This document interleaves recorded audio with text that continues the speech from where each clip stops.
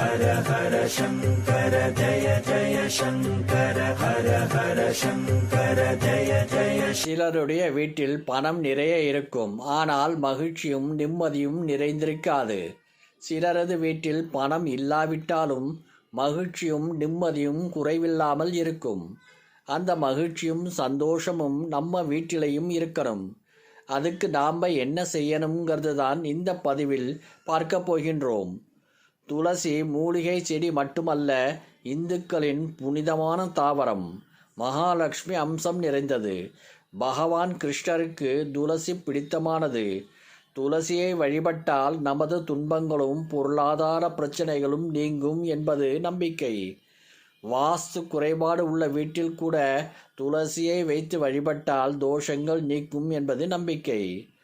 துளசி மாலை கிருஷ்ணருக்கு பிடித்தமானது. எனவேதான் பெருமாள் கோவிலுக்கு செல்லும் பக்தர்கள் துளசி மாலை கொண்டு செல்கின்றனர். அங்கு துளசி தீர்த்தம் குடிக்கின்றார்கள். துளசி தீர்த்தம் அருமருந்தாக திகழ்கிறது. பகவான் கிருஷ்ணர் துளசி மாலை அணிந்திருப்பார். விஷத்தை முறித்து உடலுக்கு வெப்பத்தை தரும் சக்தி துளசிக்கு உண்டு. கிருஷ்ணர் நாகங்களுடன் விளையாடுபவன். 5 தலை நாகத்தின் மீதேறி நடனமாடியவர். எனவேதான் கிருஷ்ணர் துளசி மாலை அணிந்து கொள்கிறார். வீட்டில் துளசி மாடம் வைத்து வழிபடுவதன் மூலம் அன்னை மகாலட்சுமியின் அருளை மட்டுமல்ல, பகவான் ஸ்ரீ கிருஷ்ணரின் அருளையும் பெறலாம். பகவான் கிருஷ்ணருக்கு துளசி மாலை அணிவித்து வழிபட்டால் கஷ்டங்களும் கவலைகளும் நீங்கும்.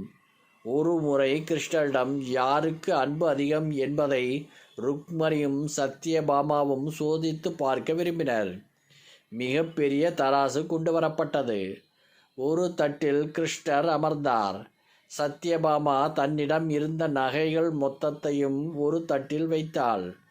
ஆனால் கண்ணன் அமர்ந்திருந்த தட்டில் அசைவே இல்லை.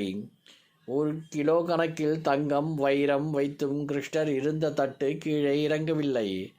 அதே நேரத்தில் ருக்மணி தராசின் அருகில் வந்து கிருஷ்ணரை வணங்கி ஒரு துளசி இலையில் கிருஷ்ணரின் நாமத்தை எழுதி தராசில் நகைகள் இருந்த தட்டில் வைத்தாள். அது கிருஷ்ணருடைய எடைக்கு சமமாக நின்றது. பக்தியுடன் அவன் நாமத்தை சொல்லி ஒரு துளசி இலையை சமர்ப்பித்தாலும் பகவான் கிருஷ்ணர் அதை ஏற்றுக்கொள்வார். மகாலட்சுமி வாசம் செய்யும் துளசியை வீட்டில் வளர்த்தால் செல்வ வளம் சேர்வதோடு ஆரோக்கியமும் அதிகரிக்கும். ஹர ஹர சங்கர ஜய ஜய சங்கர ஹர ஹர சங்கர ஜய ஜய